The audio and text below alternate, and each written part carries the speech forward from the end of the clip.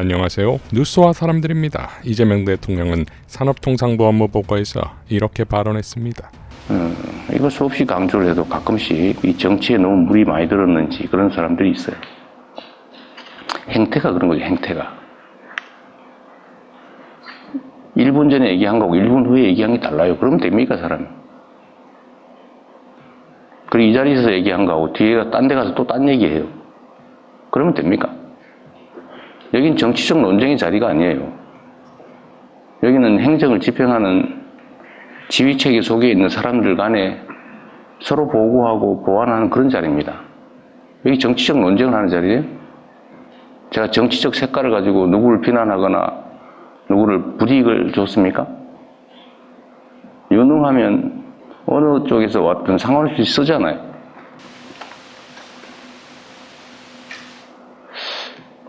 어쨌든 이것도 하나의 풍토의 문제죠. 특정 개인의 문제라고 하기는 어렵습니다.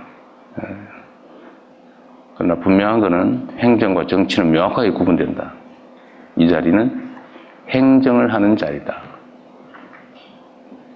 그리고 여기는 지휘하고 명령하고 따르는 행정 영역이다. 정치적 논쟁의 자리가 아닙니다. 왜 그걸 그렇게 악용을 해요? 이어 인천공항 사장건을 예시로 국민의 집단지성의 위력에 대해 설명합니다. 그리고 이 국민들이 쳐다보시면서 다 알아요. 여러분 참 놀랍지 않습니까? 저는 국민들의 집단지성을 언제나 믿고 있는 사람이고 또 그 믿음 때문에 이 자리까지 왔는데 그 이유가 아주 단순해요. 우리는 두 개의 눈, 두 개의 귀, 하나의 입으로 말하고 듣고 느끼고 그러죠. 그런데 우리 국민들은 1억 개의 눈을 가지고 있고요. 1억 개의 귀를 가지고 있고 입은 무려 5천만 개.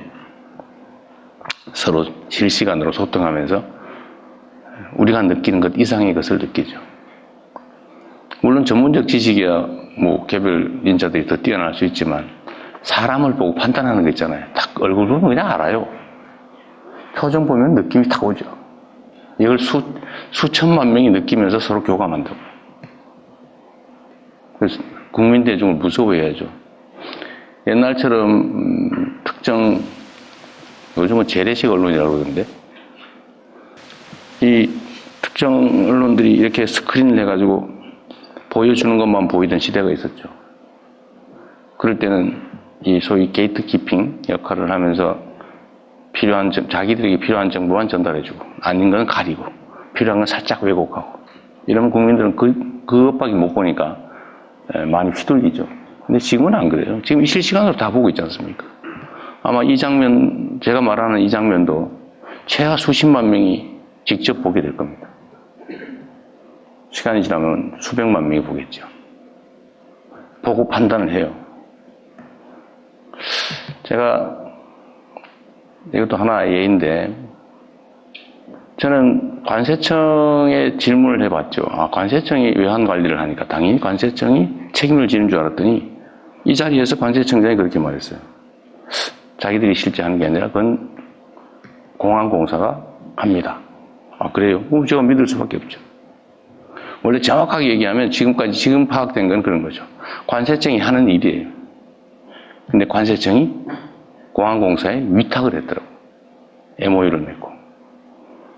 또 그전에는 적당히 이렇게 했던 모양인데 작년도에 공식 협정을 맺었더라고요. 만불 이상 외화 반출 문제는 공항공사가 검색 대신한다. 이걸 내가 어디서 알았냐면 댓글 보고 알았어요. 기사 댓글 보고.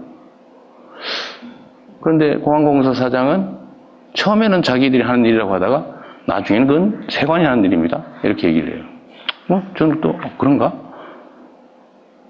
그런데 나중에 아니라고 계속 하는데 결국은 제가 그 기사를 보다가 댓글 앞에 올라온 거예요. 그거 MOU 체결해서 그 세관이 하는 거 세관이 아니라 공항공사 하는 게 맞는데? 라는 댓글이 있더라고요. 대중들은 다 아는 거예요. 그리고 이걸 범죄를 대통령이 가르치셨다고 비난하는 사람들이 있던데 그것도 역시 댓글에 다 나와요. 이거 몇 년도에 어디서 보도됐고 만불 이상 반출하다 걸렸다고 정부가 보도자료를 냈다. 뭐 이런 게 그 댓글에 다 나와요. 우리 국민들이 보고, 내가 저거 봤는데? 저 옛날부터 있던 건데? 뭘 새로 가르쳐? 그리고 더 결정적인 건 그런 거잖아요. 그러면 일부가 그걸 이용해서 범죄를 저지르고 있는데 쉬쉬하면서 그들에게 기회를 계속 주란 말이야? 누가 또 그런 얘기도 했더라고. 그러면 사랑과 전쟁은 바람피는 법으로 가리키는 거야? 그 패널이 그런 얘기를 하더라고. 이게 상식 세계와 몰상식 세계의 공존이죠. 하여튼 중요한 거는 우리 국민들은 집단 지성을 통해서 이걸 다 보고 있어요. 제가 이 업무 보고 자료를 공개하는 이유도 그거죠. 우리도 여기 적응해야 됩니다. 직접 민주주의가 점점 강화돼 가잖아요. 아마 전 세계에서 민주주의적 소양이 가장 뛰어난 사람이 저는 대한민국 국민들이라고 생각합니다. 이런 부당하고 아니면 불공정하고 불투명하고 이런 걸 용인하지 못하잖아요. 용서하지 않아요. 그러니까 총칼을 든 계엄군도 순식간에 제압하죠. 국민들의 손으로. 그리고 우리의 일을 대신하는 공직자, 정치인들이 왜 우리의 뜻에 어긋나는 일을 하느냐고 말은 직접 잘 안 하지만 끊임없이 보고 판단하고 그리고 쌓아두고 있어요. 그리고 어느 순간에는 그 권력을 행사하죠. 국민을 우습게 보면 안 됩니다. 자, 이재명 대통령이 이학재의 정치적 꼼수를 정확히 캐치했다는 것을 증명이라도 하듯 이학재는 자신의 SNS에 이재명 대통령의 일부 발언을 뽑아 이렇게 도발합니다. MOU는 양해각서로서 협력 의사를 나타내는 것이고 법적 책임이 없습니다. 이와 달리 위탁은 법령 혹은 계약에 따라 업무를 다른 기관에 맡기는 것으로 법적 책임이 있습니다. 외화 불법 반출 단속의 법적 책임은 관세청에 있고 인천공항은 MOU로 업무 협조를 하는 것입니다. 위탁받은 적이 없습니다. 인천국제공항공사는 외환 불법 반출 관련 법적 권한과 책임이 없어서 MOU를 체결하여 유해물품 보관 검색 시에 관세청 업무를 도와주고 있는 것입니다. 사실에 입각한 정확한 보고를 해줄 것을 국정 최고 책임자의 참모들께 당부드립니다. 자, 빵 터지지요? 남에게 일처리를 맡긴다는 일반적 의미의 위탁이라는 표현으로 MOU를 맺었다는 의미인 것인데 이 단어를 꼬집어 위탁이 법률 용어인데 어쩌고 저쩌고 하는 것이 딱 정치적 이슈를 만들어내는 것 아니겠습니까? 과거 이진숙이 국무회의에 참석한 후 대통령의 발언을 왜곡했다는 이유로 경고를 먹은 것과 비슷하지 않습니까?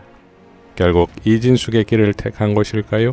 이학재는 자신의 임기가 남아있어 끝까지 가겠다 했지만 전임 사장은 윤석열로부터 임기를 남겨두었으나 사퇴했고 추정컨대 최대한 정치적 도발을 한 후 보복당했다는 프레임으로 사퇴하고 정치적으로 출마를 하든 뭘 하든 하겠지요.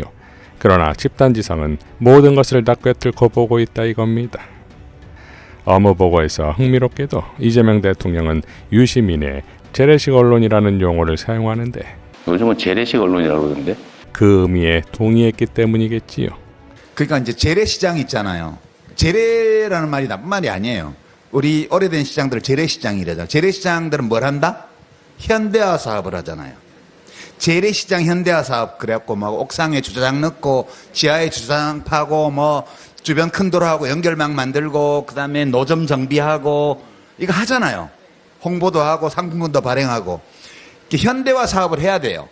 근데 이제 우리 정준희 교수 말씀은 이 내란 국면을 맞아서 재래 언론사들이 현대화 사업을 할 거라고 봤다는 거죠. 근데 현대화 사업을 하는 데는 딱 하나밖에 없어요. JTBC. 예전에 한번 해봤던데. 그러니까 제가 이번 내란 국면에서 언론사별로 움직임을 이렇게 보면 이른바 재래 언론 중에서는 공영방송인 MBC하고 그 다음에 민영 중에는 JTBC 그 두 방송사만 내란 세력과 민주 세력 사이에 중립을 지키지 않았어요. 그러니까 우리 헌법 체계에 대한 충성심을 공공연하게 내비치면서 확실한 입장을 가지고 이 내란 사태를 보도한 게 방송국은 그 딱 두 개밖에 없어요.